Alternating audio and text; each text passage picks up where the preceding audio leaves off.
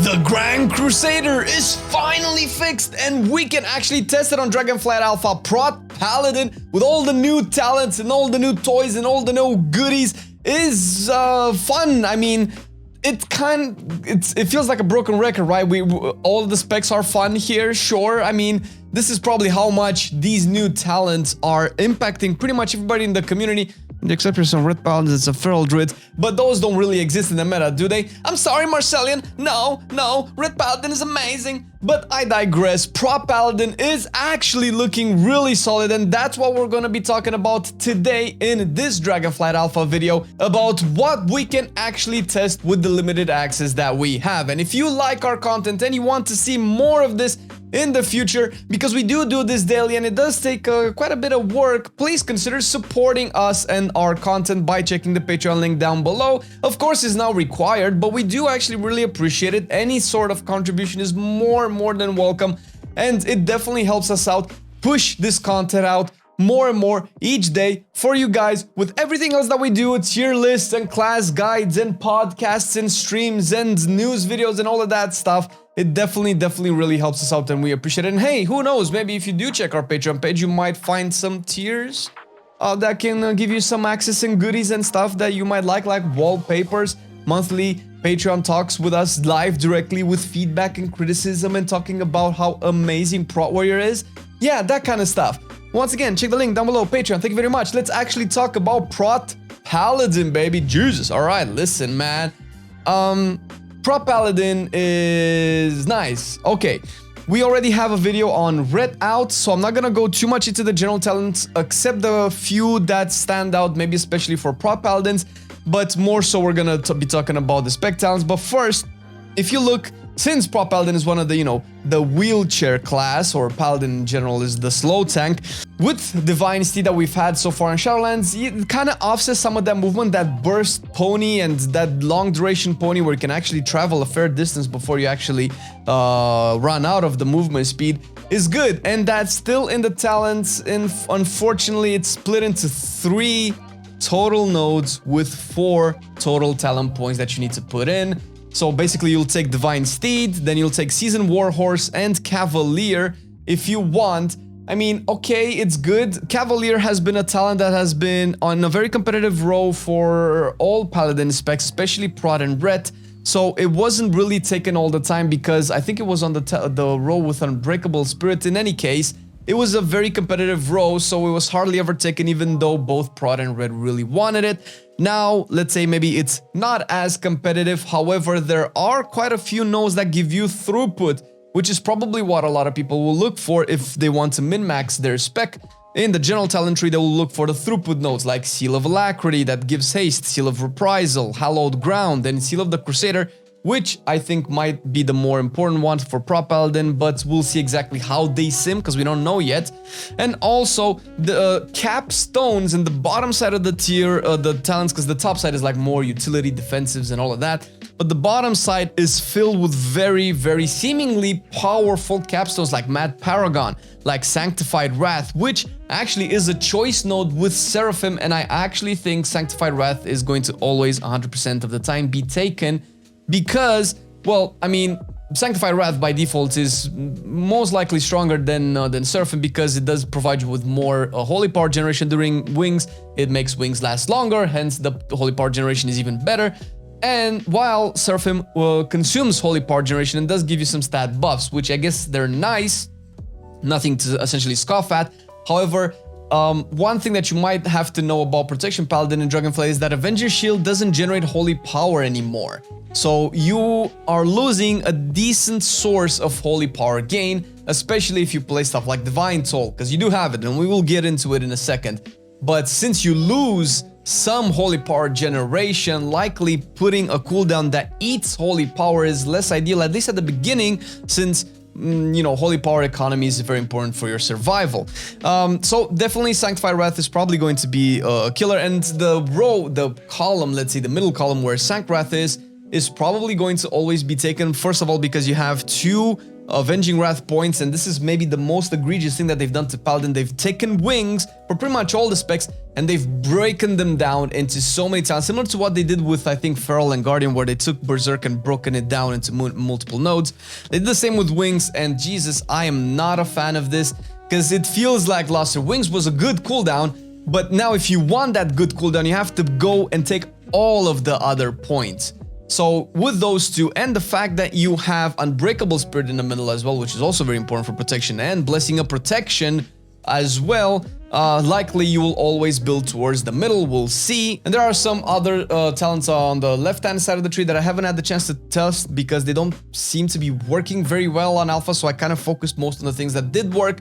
Plus, those are hard to quantify because they're very strong, well, spending your, I think this was a Torghast part where you spend your holy power, gain a buff. When you reach max holy power, gain a buff, and you cycle those around. This is probably going to be maybe better at later stages of the expansion, where your generation and spending of resources is going to be accelerated, and percentage increase in damage or throughput in general is probably going to be better off the more gear you have, because the flat numbers that is going to be increased by the percentage is just going to be bigger. Since we cannot test it and we cannot sim it properly, it's hard to tell, but it still looks decent strong. So there's a potential builds there, so we'll see exactly how they feel once we are actually at level 70 and have access to all the talents, because that's not what's happening right now, and we can take it forward. But I digress, let's actually go into the spec talents, and just a quick look at the talent tree. If you haven't checked this so far, unless you were curious, at the top of the talent tree is probably going to be your core spec, your basic abilities, your Grand Crusader, your Crusader's Judgment, again, which I think is always has been on a competitive row and has always been the strongest, and I think you're probably always gonna take it right now because it's just way too good, again, because you lose that holy power generation from Avengers Shield. But that's maybe the less exciting part. The more exciting part actually comes down from the middle side of the tree, where there are so many options, man, and it's actually really great. And sure, probably the most exciting, what's probably gonna jump into people's mind, the first is the left-hand side of the tree, where you have all of the Avengers Shield talent. Yeah, you lost the holy power generation, but man, we're getting something in return. At least it looks and sounds fun on paper, and I play with it and it feels fun in dungeons as well. Tears Enforcer is one of the prettiest little effects that you can add to your Avenger Shield, where when you slap a target with Avenger Shield, that target bursts a little bit of holy damage AoE around it, and that happens for every target that you hit, and that becomes increasingly interesting in AoE and on Mythic Plus, when you also get the further down the list, the Soaring Shield talent, which adds, I think, 2 extra targets to your Avenger Shield, so that raises it to like 5 or 6 total targets hit by one of your shield. And obviously with stuff like Bulwark of Order, that's going to give you a lot of absorb, but we'll get to that as well, because Soaring Shield is actually at a choice node with Focused Enmity, because why not? It's actually pretty cool. Focused Enmity essentially makes Avenger Shield hit only one target and have its damage increased by, what was it, 200% or 500%, something like that, but it's a lot of damage, a lot of single target damage, and I mean, that's good, because in raids, most of the time you might not have a second target that you want to hit with shield, and that single target is probably really good, considering that, I guess Prot Paladin hasn't been terrible at single target damage, but I'd never really had pretty much everything outside of Judgment is AoE, Hammer of the Righteous, Blessed Hammer, Shield, Consecration, Shield of the Righteous, everything is AoE, right? So having a little bit more single target is nice, and I'm gonna say. And yes, if you keep going down, you'll get the Capstone, which actually we'll get to it, because I keep forgetting to talk about Bulwark of Order. So Bulwark of Order is a renamed absorb shield that you get from hitting targets with Avenger Shield, and it's a 2-point node, and you get 100% of damage dealt with shield as an absorb shield, with Avenger Shield, that is, as an absorb on you, which is I think something that was introduced at the beginning of Shadowlands, and it's been pretty good, but I feel like I forget that the percentage transfer from Shadowlands into from damage to absorb, but I think this might be bigger. Either way, that coupled with something like Soaring Shield, where you just hit a lot of targets, and if you even play Divine Toll, which is the capstone all the way on the right hand side of the tree, or close to the capstone rather, you're going to get like a fat dude. I I was testing it on 4 training dummies, man. On 4 so it's not like it was a big dungeon AoE. And once I pressed that Divine Toll, I got an Absorb Shield that was more than my total HP bar. That's pretty fucking sick, man. And it lasts for quite a bit. And I think if you keep throwing out shields, it kind of refreshes. So that's very interesting, man. I'm not gonna lie. That can be really fun in AoE because we know bears right now on Shadowlands do kind of something similar with Ursa's Fury Remembered and, you know, Ravenous Frenzy and Incarn and all of that. So I'm excited to actually see that in Mythic Plus. We'll see how that tunes out, if it's going to be changed. I don't know if it's particularly overpowered because you can only do it with Divine Toll, and Divine Toll is way on the opposite side of the talent tree. So I think the trade-off of getting both this and Divine Toll and Soaring Shield is, if you can, I think you can get it. This trade-off is more than enough. Not to mention that if you do end up taking these two, then you will sack the middle side of the talent tree, which we will get to as well. So the capstone on the left-hand side is Righteous Bulwark, which has been the default Mythic Plus legendary for protection, at least in terms of damage dealt. It makes Prot Paladin deal massive damage. It's been the reason why Prot Paladin has been the biggest DPSer tank in Shadowlands so far, maybe with the exception of this season because Blood Decay and Vengeance are just stupid. But I digress. It is at a choice node with Moment of Glory, and I'm kind of sad because Moment of Glory was added in Shadowlands, and it has been on a choice row, I think, with Crusader's Judgment and the Shield Absorb, if I'm not mistaken. And still, it was not taken. It wasn't taken then, and I don't know if it's gonna be taken now that its competition is maybe even more steep. Maybe if you're pushing content hard enough where you really want every little bit of defensive that you can get, you'll take Moment of Glory and not Righteous Bulwark. But if you do end up wanting that amount of tankiness, you're probably not gonna go all the way down here. I might see this happening on the middle side of the talent tree, which is actually super strong. I'm not gonna talk about the wings and, you know, the Guardian of Ancient Kings and all of that, but I'm going to talk about what's closer to the bottom, which is Gift of the Golden Valkyr. Dude, Avengers Shield, and I don't know if this is properly tuned on alpha because it feels like it reduces the cooldown of my kings by double the amount that this says on the tooltip, like about 8 seconds with a max hit target shield, I believe. While you can also at the same time get Righteous Protector and also get Final Stand, essentially giving you like massive defensives and massive uptime, because you do have, and I didn't mention this before, but you do have a little bit higher up a Resolute Defender, which is the conduit that makes Ardent Defender increase its uptime by Holy Power spending, and I believe it also reduces the cooldown. I don't recall, but it might just be tested and tuned out later on, but that doesn't matter. What matters is that it gives you more uptime on Ardent Defender. That, with these 3 talents making Bubble a reliable defensive and making Guardian of Ancient Kings a very strong DR, have high uptime, and with obviously Righteous Protector reducing wings as well, this is crazy. Like, this side of the talent row, as far as the tank goes, it's hard for me to see where you would not go here. And obviously it goes all the way down to the Legion artifact ability. Tears, something I keep forgetting. It's unimpressive. It's fine. It's definitely not stronger than these two, at least not in my opinion. But we'll see how these tuned out. I don't know if you're gonna get that. It's a valuable talent point, so we'll see. Also, I didn't mention, but yes, you do have, like I said, you have your wings broken down into multiple points, and one of those points is a choice node between Avenging Wrath Might and Sentinel.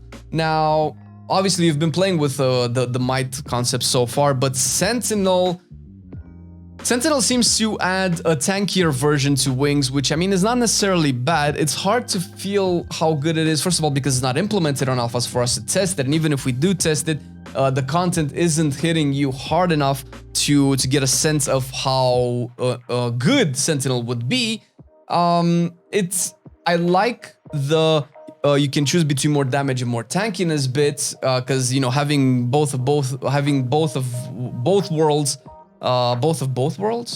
Having both of them is like a little bit of everything, right? Having your cake and eating it too. It's fine to have some trade-offs that makes it more interesting, so we'll see exactly how they plan out. Sentinel cannot be tested. It seems, as a concept, it seems interesting, but again, it's taking something away from wings that you've been having so far, but we'll see exactly how that is. And overall, which I'm not gonna go into detail, there are a lot of nodes that just give you a lot of Shield of the Righteous buffs and Avenging Shield buffs, buffs that increase the tankiness overall, either giving you block chance or something like that, or increasing armor or stats or anything like that. So that's actually good. There are obviously filler nodes for a lot of the specs, and these are the more interesting ones. Sure, they're just flat buffs to your stats, to your character, I guess, but maybe they're tied to like a niche interactive, so that's maybe not as bad. As a tank main, I don't mind seeing these kinds of filler nodes as opposed to 4% versatility, right? These are at least a little bit more interesting. And that's basically the quick impressions of Protection Paladin. We haven't been able to test it a lot because there's not that much activity on alpha, I'm afraid, so we couldn't really do like back-to-back multiple dungeons. Plus the dungeons are mega undertuned at the moment because the template of the characters that we're giving are very high level for the dungeons that we're doing, so we're just slapping it really hard. So as a tank, you kind of need difficult content. I was even going out of my way pulling big just to kind of see, and I was pulling like 3 or 4 packs and I was not dying, and I was supposed to die because I do believe that the dungeons are set up in a way where you cannot pull that much. There are a lot of casters, a lot of range attacks, a lot of debuffs and diseases and stuff like that, so who knows what it is, but it is really fun, and I would really strongly suggest considering Prot Paladin as the main if you haven't played it so far, at least as an alt. And if you are going to main it still, then you can be rest assured, I suppose, since it does look like fun. The tuning notwithstanding, I think Prot Paladin is maybe one of the happier recipients of the talents out of the 3 specs that Paladin has so far. So, hope you enjoyed the video. Thank you for watching so far. Once again, consider becoming a patron if you like our content and you want to support us doing more of these day-to-day videos. Check the link down below. Thank you for the current patrons who are supporting the channel, and we'll see you guys in the next one. Peace! I've been loving it then, I still love it now. Still, I play WoW. Still, I play WoW. Getting better every day, let me show you how. Cause still, I play WoW. Still, I play WoW. It's getting harder to stay, but at the end of the day, it's a guilty pleasure, so just log in and play. Whether it's classic or retail, I'ma do a /bow. Still, I play WoW.